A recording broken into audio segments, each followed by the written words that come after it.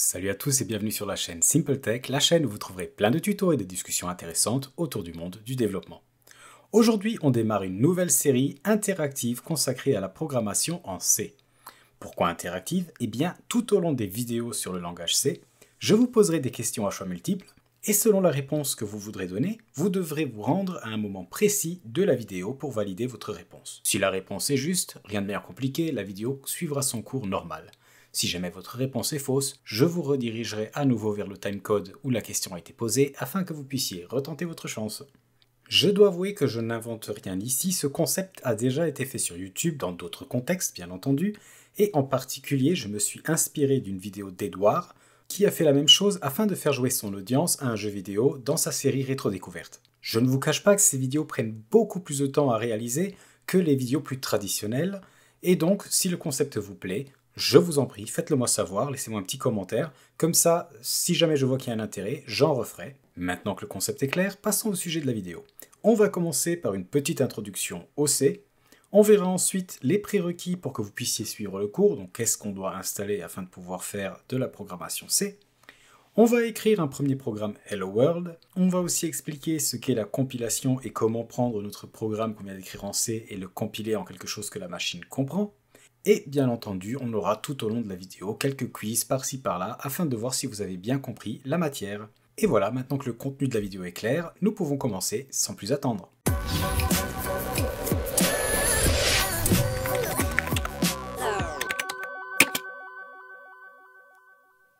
Pour commencer, et bien que je suppose que vous connaissiez déjà le langage de programmation C, sinon vous n'auriez probablement pas cliqué sur cette vidéo, un petit récapitulatif. Donc, le C est un langage de programmation généraliste de bas niveau, c'est-à-dire que c'est un langage assez proche de la machine, et qui vous donne un grand contrôle sur la machine pour laquelle vous développez.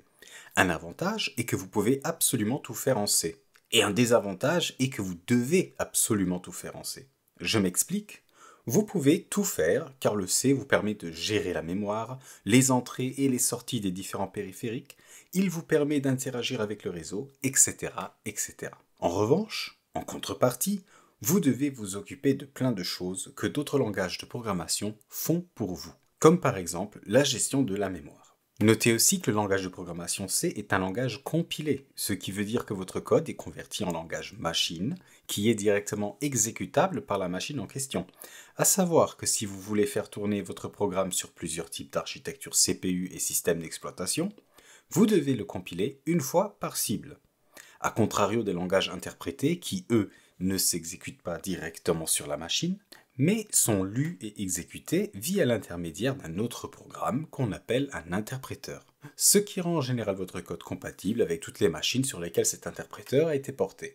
Maintenant, vous vous dites peut-être qu'apprendre le C est une perte de temps et que personne ne l'utilise. J'ai deux choses à dire sur ces points. Premièrement, le C est un excellent langage pour apprendre à programmer, car il vous permettra d'apprendre des concepts importants qui sont bien souvent cachés par d'autres langages haut niveau. Et deuxièmement, et ça va peut-être en étonner plus d'un, mais le C est encore très utilisé de nos jours, par exemple dans quasiment tous les logiciels embarqués et systèmes d'exploitation. Voilà donc plein d'informations, regardons maintenant si vous avez tout bien retenu. Pour cela, répondez à la question suivante. Le langage C est un langage interprété, un langage compilé, un langage mort. Pour valider la réponse 1, rendez-vous à 15 minutes 51. Pour valider la réponse 2, 9 minutes 34. Et si vous voulez valider la dernière réponse, 4 minutes 25. Eh bien, le code affiché est bien correct, car effectivement, en C, les espaces, les nouvelles lignes et ainsi de suite ne sont pas du tout considérés par le compilateur. Ce qui lui importe est que chaque symbole est bien à la bonne position et que la structure du langage soit respectée.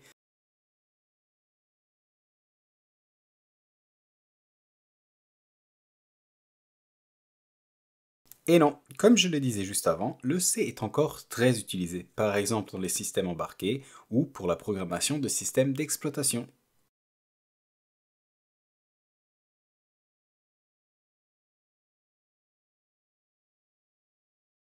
Et oui, on vient de voir comment installer le compilateur GCC sous Mac et à partir du moment que vous avez un compilateur C, vous pourrez créer vos programmes sur votre Mac sans aucun problème. Écrivons maintenant notre premier programme en C. Pour cela, on va tout d'abord créer un nouveau dossier. Donc là, dans développeur, je vais créer un dossier Hello World que je vais ouvrir. Et à l'intérieur de celui-ci, on va créer un fichier qu'on va appeler main.c. Là, je vais vous demander d'abord de recopier ce que je vais écrire et puis je vais vous expliquer le tout ligne après ligne. On va commencer par un hashtag include, le symbole plus petit, stdio.h, symbole plus grand, et là on va taper int, espace, main, on ouvre des parenthèses, on tape int à nouveau, argc, virgule, char, espace, étoile, argv, on ouvre et on ferme des crochets, puis après la parenthèse fermée, on va ouvrir des accolades et les fermer, et à l'intérieur de ces accolades, on va taper notre code. Donc dans notre cas, ce sera un printf, on ouvre des parenthèses, on met des guillemets et on écrit bonjour. Après les parenthèses, on met un point virgule, et dans une nouvelle ligne, on tape return 0. Point virgule une nouvelle fois, on sauvegarde, et voilà, on a le code de notre premier programme en C. Maintenant, expliquons un peu tout ça. Enfin, on va déjà expliquer ce qu'on arrive à expliquer, parce que pour comprendre certaines choses, il va falloir des bases en compilation. On ne les a pas encore, donc je vais sauter ou rester très vague sur la toute première ligne, donc ce include standard IO, qui va en fait dire qu'on va importer des fonctionnalités d'une autre librairie, dans ce cas-ci, la librairie standard IO, et ensuite, dans notre code, on pourra utiliser les fonctions qui ont été déclarées dans celle-ci. En l'occurrence, nous, on utilise la fonction printf, mais j'y viens tout de suite. Ensuite, on a là une déclaration très étrange, donc ce int main, int argc, argv, et ainsi de suite. On ne va pas se préoccuper de ces paramètres-là pour l'instant, mais en fait, ceci, c'est une déclaration de fonction. Là, on dit qu'on a créé une fonction qui va nous retourner une valeur, donc un entier. Cette fonction s'appelle main, qui en anglais veut dire donc la fonction principale. C'est cette fonction qui sera exécutée en premier quand on lance notre code, donc c'est le point d'entrée. On a ensuite des accolades pour délimiter le code qui appartient à cette dite fonction. Et à l'intérieur de ces accolades, on écrit les lignes qu'on veut que notre machine exécute. Donc là, un printf qui veut simplement dire écrit quelque chose dans le terminal. On lui passe l'argument bonjour qui est un texte, donc c'est le texte à afficher justement dans notre terminal. Le point virgule qui délimite la fin de notre première instruction. Ensuite, on a une deuxième instruction qui dit return, donc retourne un résultat. Ce résultat va être le résultat 0. En C, le fait de retourner un 0 veut dire que le programme s'est bien exécuté. Si on retourne une autre valeur, ça veut dire qu'il y a eu une erreur. Et puis on finit bien entendu cette instruction aussi par un point virgule. Veuillez noter que j'ai mis des espaces, donc 4 espaces avant mon printf et 4 espaces avant mon return 0. Ceci est utilisé afin de faire en sorte qu'on arrive à mieux lire cette fonction. Donc si j'aurais tout mis à gauche, vous voyez que ça devient beaucoup plus compliqué à savoir qu'est-ce qui appartient à cette fonction main ou pas. Et là, on n'a que 4 lignes de code. Donc imaginez quand vous êtes dans un code beaucoup plus vaste. Donc c'est pour ça qu'on fait ceci, donc c'est de l'indentation. On indente les lignes afin de montrer qu'elles appartiennent à ce bloc de code. Notre bloc de code étant ce qui est situé entre ces deux accolades. Oui, donc comme je vous le disais, cette fonction printf, on peut l'utiliser parce qu'on a importé ce standardio.h. Si on ne l'avait pas importé, on n'aurait pas pu utiliser cette fonction. N'oubliez pas de sauvegarder ce fichier. Et maintenant, un dernier petit quiz avant de compiler notre programme et le lancer pour voir le résultat. Cette dernière question va être très courte. Est-ce que le code affiché à l'écran est du code valide en C, oui ou non? Pour oui, rendez-vous à 16 minutes 44 et pour non, rendez-vous à 4 minutes 1.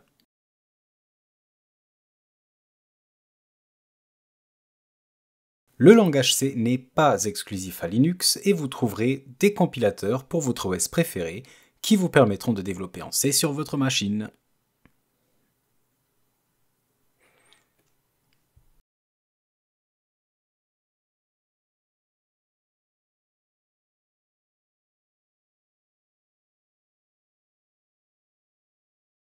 Bravo, le C est bien un langage compilé. Et nous verrons dans quelques instants comment créer un premier programme et comment utiliser un compilateur. Passons maintenant aux prérequis nécessaires afin de pouvoir développer en C.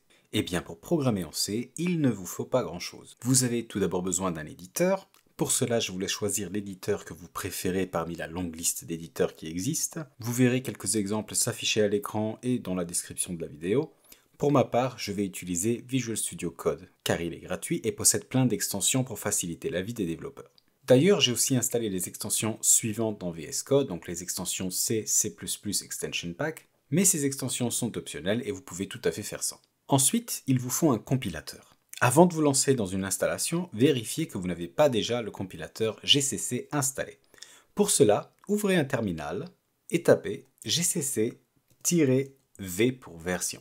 Dans mon cas, comme j'ai Xcode qui est installé, il y a déjà un compilateur C sur ma machine, mais je vais quand même vous montrer comment installer GCC from scratch sur Mac, Linux et Windows.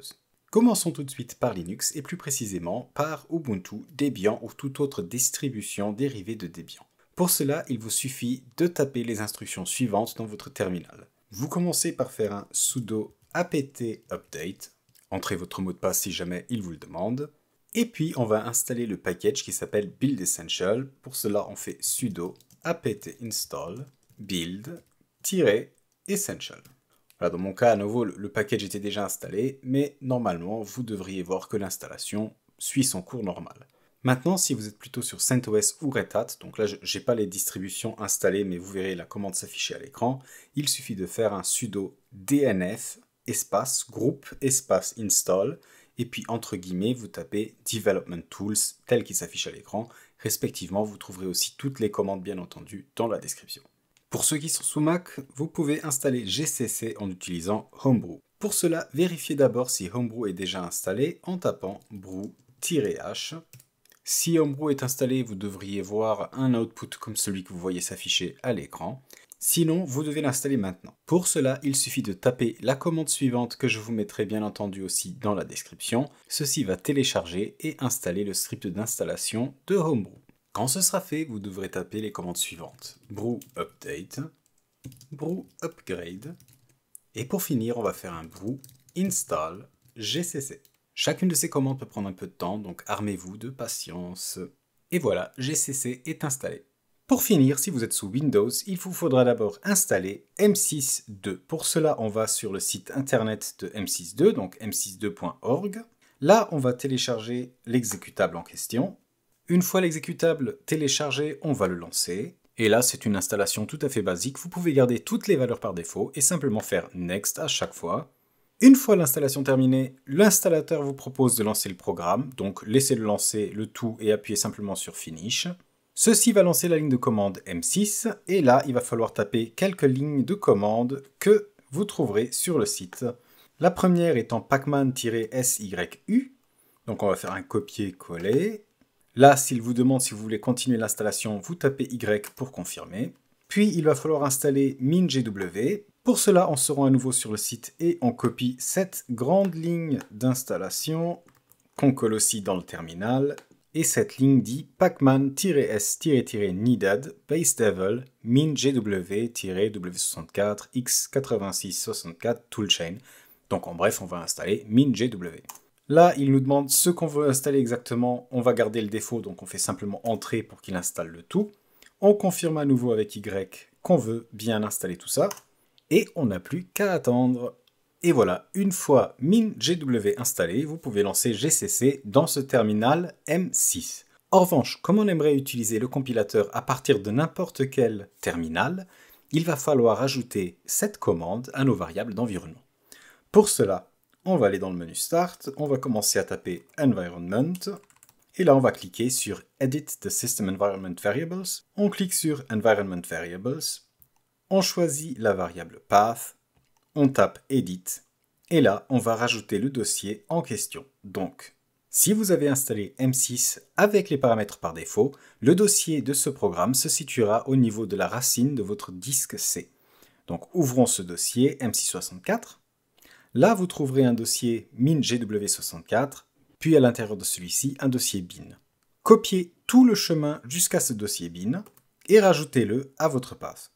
Appuyez sur OK, à nouveau sur OK, et une dernière fois sur OK.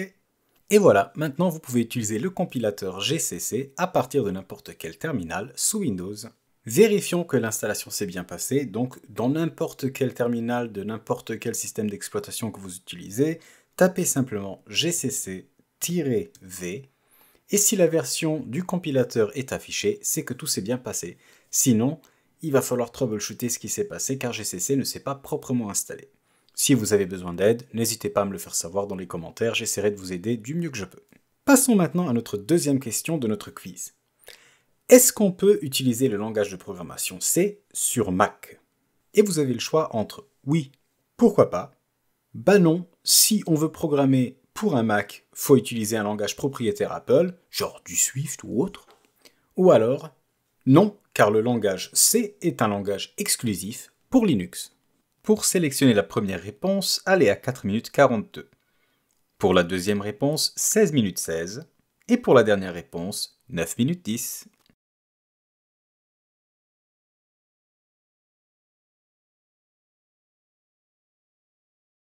Et non, désolé, le C n'est pas un langage interprété. Pour rappel, un langage interprété ne peut pas s'exécuter directement sur la machine et nécessite un intermédiaire appelé l'interpréteur. Ce qui n'est pas le cas du langage C.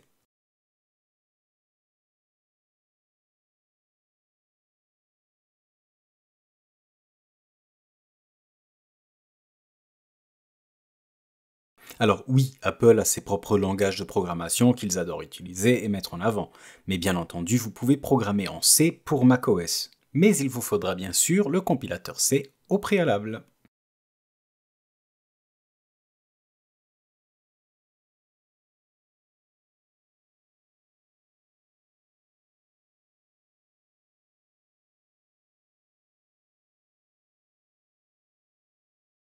Eh bien, le code affiché est bien correct, car effectivement, en C, les espaces, les nouvelles lignes et ainsi de suite ne sont pas du tout considérés par le compilateur. Ce qui lui importe est que chaque symbole est bien à la bonne position et que la structure du langage soit respectée.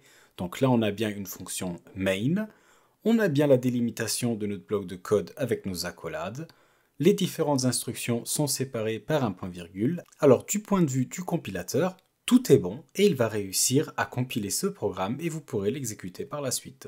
Après, je ne vous recommande absolument pas de faire ça car c'est totalement illisible. C'était juste pour vous montrer que c'était possible et pour vous montrer à quel point un code mal indenté peut être complètement illisible. Passons à la compilation et à l'exécution de notre code. Alors il y a énormément de choses à dire sur la compilation et on ne va pas en parler aujourd'hui. Aujourd'hui, je vais vous montrer une ligne très simple, très courte pour compiler un fichier C et avoir un programme que vous pouvez exécuter en sortie. Sachez juste que c'est plus compliqué que ça et qu'on y reviendra dans une prochaine vidéo. Pour commencer, il va falloir naviguer dans le dossier dans lequel vous avez créé votre fichier main.c.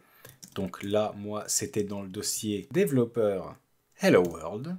Ici, vous voyez bien notre fichier main.c. Puis, il va falloir utiliser GCC pour compiler. Donc GCC, le nom du fichier à compiler, donc main.c, -o, et là, on va donner un nom à notre exécutable. Donc moi, je vais l'appeler test. Si vous êtes sous Windows, appelez-le test.exe. On fait entrer, et là, si on veut exécuter le programme, on fait un /test. Et là, vous voyez le résultat, bonjour, suivi de bash-3.2, parce qu'en fait, on n'a pas fait de retour à la ligne, du coup, il a accolé les deux textes. Je vais vous montrer en vitesse comment faire un retour à la ligne, donc remettons notre code comme il était avant, proprement indenté.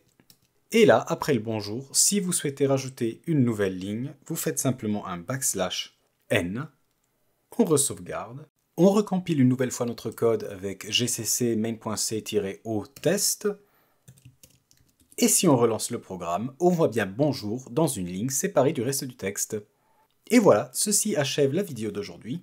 J'espère que le concept vous a plu. Si c'est le cas, n'oubliez pas de me le dire dans les commentaires pour que je continue sur cette voie. Sinon, la prochaine vidéo sera une vidéo tout à fait normale. Et bien entendu, si vous voulez soutenir la chaîne, n'oubliez pas de me lâcher un gros pouce bleu et de vous abonner pour ne pas louper les prochaines vidéos. Je vous souhaite un excellent week-end, à très bientôt!